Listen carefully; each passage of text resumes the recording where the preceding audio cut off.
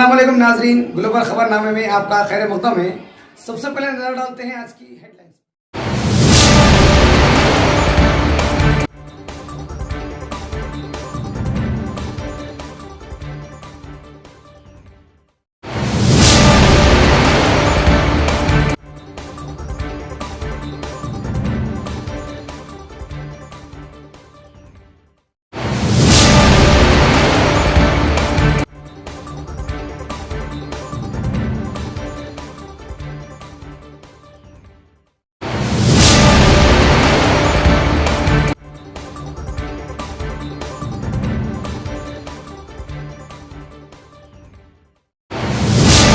नाजरीन अब नजर डालते हैं तफसील। भैंसा शहर के आटो नगर में मौजूद अकामती स्कूल व जूनियर कॉलेज का आज मुत्तहदा ज़िला आदिलाबाद RLC मोहम्मद सलीमुद्दीन ने अपने टीम के हमरा दौरा करते हुए मुकम्मल हालात का जायज़ा हासिल किया। बाद अज़ां तलबा के हमरा एक तकरीब का अहतमाम करते हुए आने वाले जमात दोहम और इंटरमीडिएट इम्तहानात को लेकर खुसूसी रोशनी डाली और साथ ही अकामती इदारे के ज़रिए दी जाने वाली IIT, नीट, CEO और NDA को कोचिंग के ज़रिए आला तालीम इदारों में अपने दाखिलों को यकीनी बनाने की तलबा से अपील की। इस मौके पर Nirmal girls college principal M Pallavi और भैंसा प्रिंसिपल G साइनात ने भी खिताबात के ज़रिए तलबा को मुफीद मशवरों से आरास्ता किया। इस मौके पर असातिज़ा G प्रकाश, रमना, अज़हरुद्दीन, अब्दुल सलीम, मोहम्मद वाजिद, शेख अली इरफानी, अब्दुल अहमद, महेश, सलाउद्दीन के अलावा दिगर मौजूद थे। भैंसा से हमारे नुमाइंदे हमीदुद्दीन की रिपोर्ट।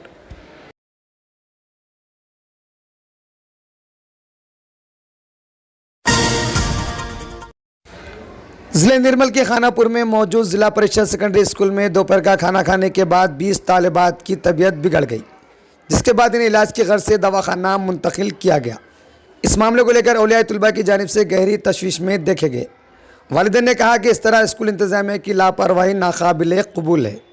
इस मामले को लेकर ग्लोबल एक्सप्रेस के नुमाइंदे शेख सद्दाम की जानिब से खाना पकाने वालों से सवाल किए जाने पर मामूल के मुताबिक खाना पकाने और खाए जाने का जवाब तलब हुआ। खानापुर से हमारे नुमाइंदे शेख सद्दाम की रिपोर्ट।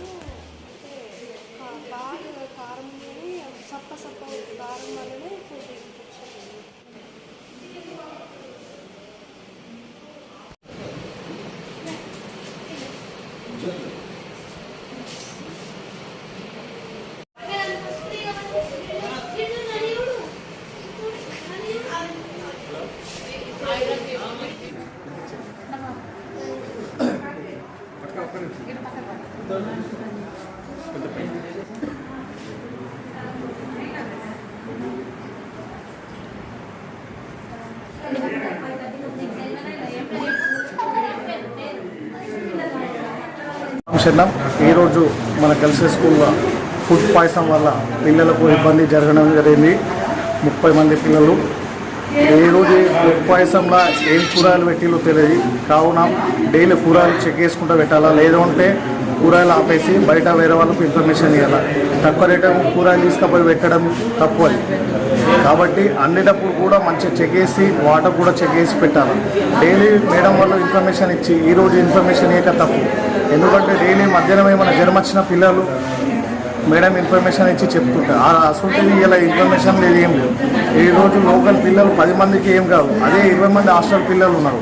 వాళ్ళకి ఏంటంటే అది నైట్ పూట 9:30, 10కి ఏమైనా ప్రాబ్లం జరిగితే అది ఎక్స్పర్ట్స్ లేవని హాస్టల్ వల్ల ఏమి ఇబ్బంది లేదు. కావున మేడం వల్ల ఇబ్బంది కాబట్టి మేడం వల్ల కరెక్ట్ చూసుకొని ఫుడ్ పెట్టాలి. बोधन शहर के आम आदमी पार्टी सीनियर लीडर जुनैद अहमद खलील ने अवामी शिकायत पर शकन नगर में मौजूद बस्ती दवाखाने का दौरा करते हुए मुकम्मल हालात का जायज़ा हासिल किया।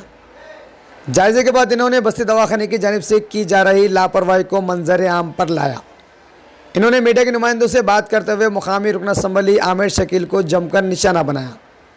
इन्होंने कहा कि बस्ती दवाखाने को मुकामी रुकन असम्बली आमिर शकील ने बड़े पैमाने पर इफ्तिताह करते हुए काफ़ी वाह हासिल की, लेकिन इफ्तिताह के 3 माह के दौरान यहाँ कभी डॉक्टर की खिदमत मौजूद नहीं रही।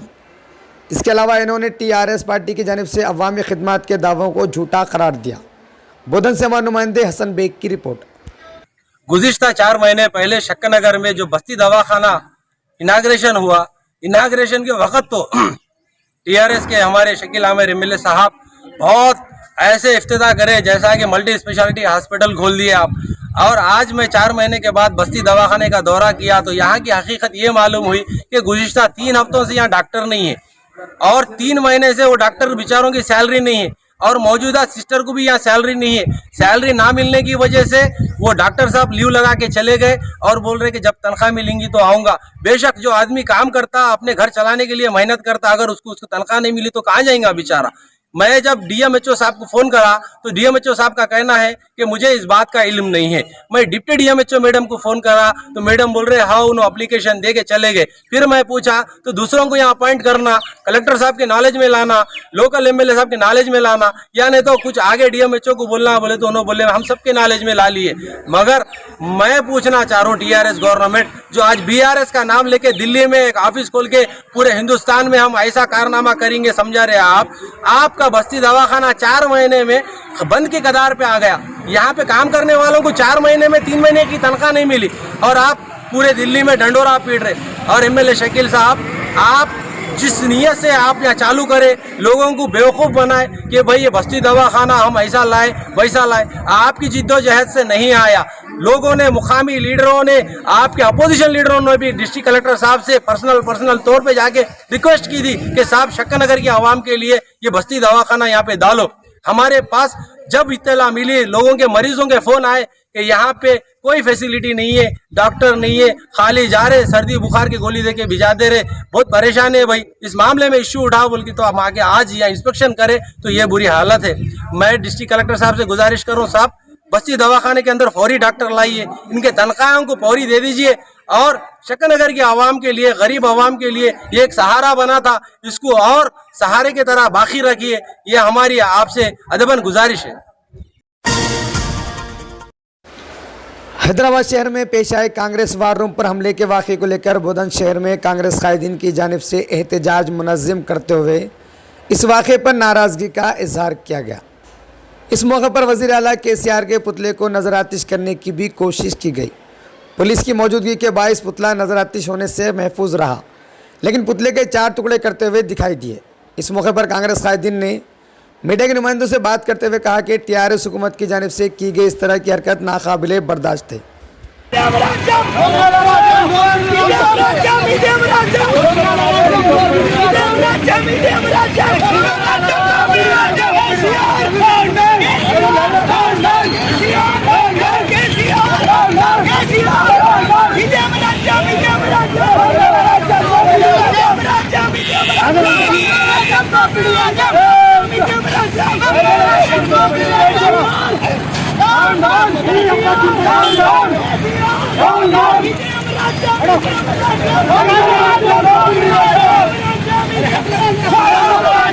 ఏదైతే కాంగ్రెస్ ఐటీ సెల్ పై ఈ దొంగ పోలీసులు, ఈ దొంగ టీఆర్ఎస్ సైబర్ క్రైమ్ పోలీసులు మఫ్టీలో వచ్చి ఐడెంటిటీ కార్డు లేకుండా వచ్చి అక్కడ దొంగల వల్లే అక్కడ ఉన్న డిస్కులను, కంప్యూటర్లను, సిస్టంలను ఎత్తుకపోయినరు.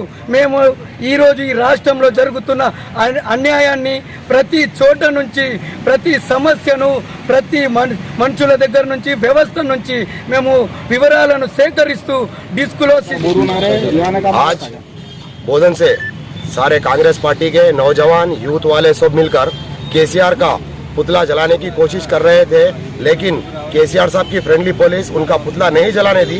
फिर भी हम कांग्रेस वाले उस केसीआर के 4 टुकड़े कर चुके हैं, लेकिन आगे चलकर इससे ज्यादा टुकड़े करेंगे उसके, क्योंकि हमारे कांग्रेस पार्टी के ऊपर जो पुलिस का सपोर्ट लेकर जुल्म कर रहे हैं, हमारे कांग्रेस भवन के अंदर जाकर जो सिस्टम्स को, लैपटॉप्स को लेकर यहाँ से पुलिस स्टेशन लेकर गए हैं, उस सिस्टम के जरिए हम केसीआर के सारे गलतियाँ व्हाट्सएप और फेसबुक के जरिए सारी आवाम को बता रहे थे। जो उसकी बेटी शराब का धंधे में पकड़े गई, जो उसका बेटा जमीनें कब्जे कर रहा था, उसकी तरफ से ये लोग हम लोग से डर गए हैं, उस वजह से हम लोगों के ऊपर जुल्म कर रहे हैं। महमूद अली साहब से मेरी ये गुजारिश है, आप फ्रेंडली बनिए, अवाम की बनिए, अपोजिशन पार्टी की बनिए, रूलिंग के तलवे चाट कर आप